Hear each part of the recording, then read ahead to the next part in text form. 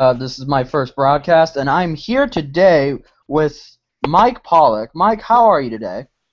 Swell, thanks. How are you? Oh, I'm terrific, Mike. It is. It's a pleasure to have you, and let me start off by saying, huge fan of your work. Have been for a long time. I love what you do as an actor. You know, you inspire so many of us, and I just want to say thank you from the bottom of my heart. Thank you so much. No problem, no problem. Well, I guess I'll get to the questions as soon as they upload. Thanks again for your tips on your website, by the way. That's what they're there for. They save endless time.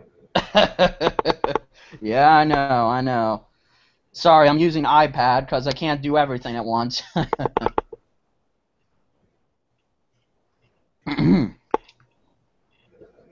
Alright, hold on. Alright, here we go. Alright, well, question number one. You started voicing Eggman in the Sonic X series before the game. How did you end up getting the role originally? I've been working for 4Kids on a couple of shows. Uh-huh. They brought me in to audition, gave me some voice samples of Dean Bristow, and said, match this voice. Okay. So, match the voice as best as possible. Uh-huh. Once, they were not impressed, came back for callbacks.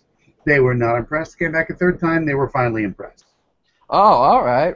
Well, it looks like third time's a charm. Pretty worked out for you, huh? All right. Well, second question. How did you come up with the voice of Dr. Eggman, and did you do any research on him originally by listening to the past Eggman? Lips of Dean Bristow, and I did the best Dean Bristow impression. Oh, okay. By the second or third episode, we realized that we needed a bit more highs and lows in the pitch to make it work better. So we played around with it, and then we came up with something more like Martin Short's Jiminy Glick. Right. All right.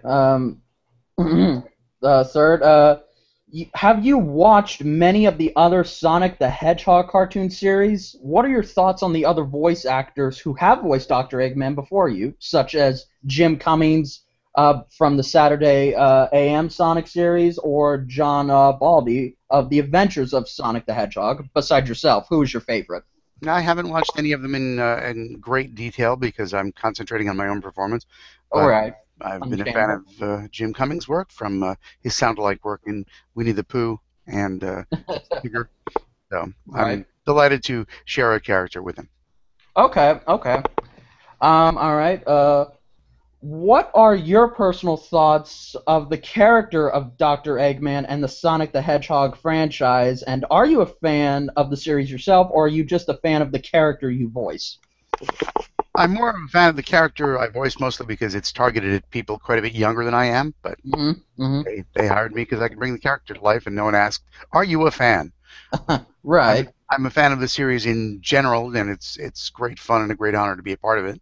Right. It certainly does work out some cathartic anger issues. Okay. All right. Is there a specific Sonic X episode or storyline that you enjoyed the most doing? They don't have any specific episodes. I have some specific moments in episodes, like when Eggman broke the fourth wall and spoke directly to camera a couple of times. Oh, okay. There was a moment when he answered a phone from a viewer, and he gave a hearty hello. Okay. All right. Well, how did you first get into voice acting? Had it mostly become your main career, or did you also do other unrelated work? Most of my life has involved making some type of noises with voices. I was in radio for a while right after college. I was in radio syndication for a while, where I was actually doing more writing than speaking.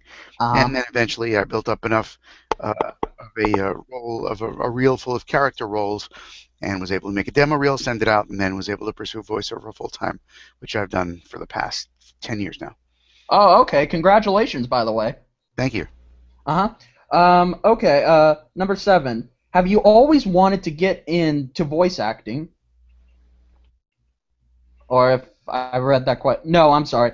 Have you always wanted to get into voice acting? Ever since... Well, I wanted to be in radio, which essentially overlaps to some degree with voice acting.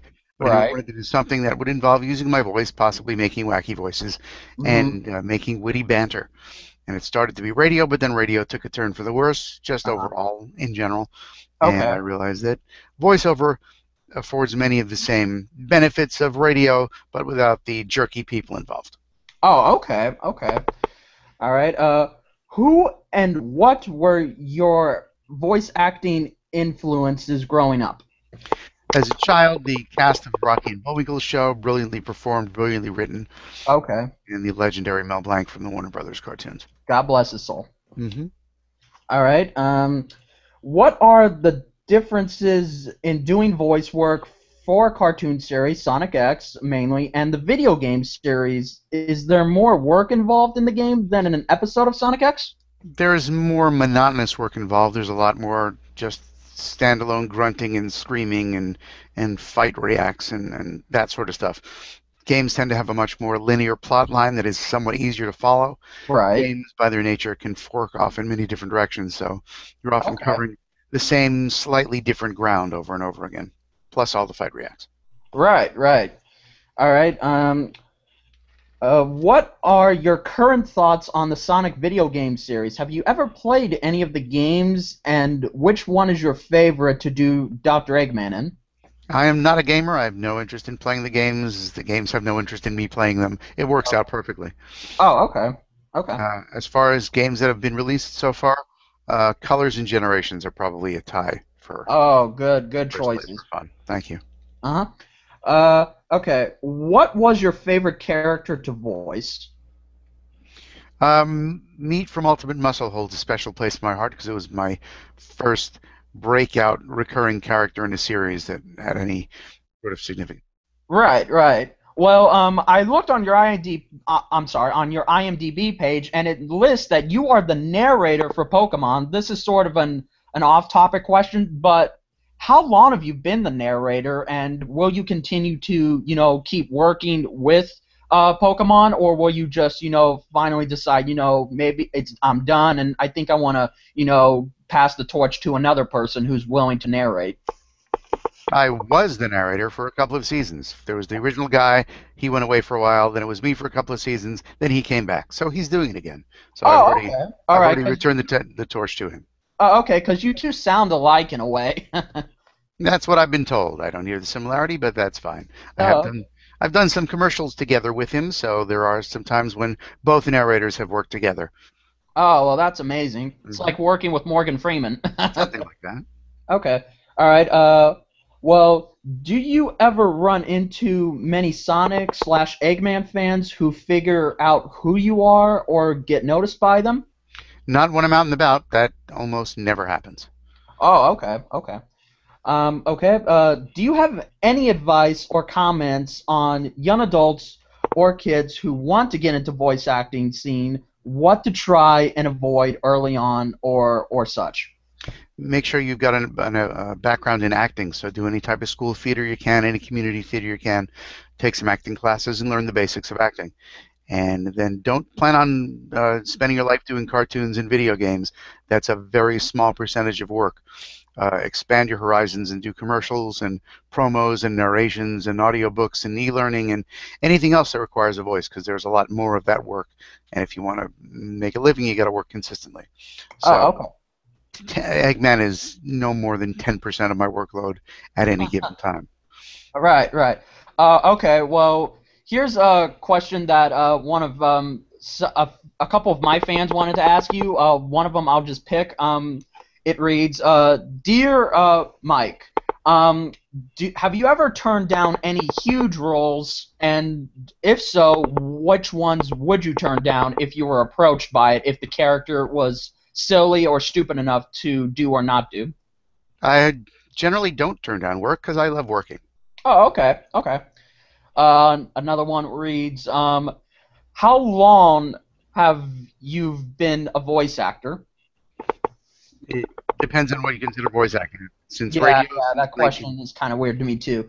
All right, well, I'm just going to 1986 since radio, 2001 since anime. Oh, okay, wow, congrats. Thank you. All right, last question from one of my fans. Do you plan on doing the voice of Dr. Eggman for whenever 4Kids needs it or various other gaming companies? And if so, how do you want to approach the character in a way that you felt you couldn't in something, say, Sonic X? 4Kids hasn't been in business for the last 2 or 3 years, so 4Kids won't be calling me to do it. It's now directly with Sega and their subsidiaries, and I will do whatever they want me to do. I am an independent contractor hired by them, and whatever they want me to do, that's my job. So I go in and do it. All right, all right. Well, Mike, thank you for being on. It was a real pleasure to have you, and I'm glad. Thank you again for allowing me the opportunity to ask these questions from you, man. You're pretty much a huge influence to all of us, and I just want to say, on behalf of all, you probably get this a lot, but on behalf of all Sonic, Eggman fans, whichever, thank you all for doing what you do. Thank you so much. Thanks for having me. It was a pleasure. Pleasure to you too. Have a good day, sir. See ya! See ya!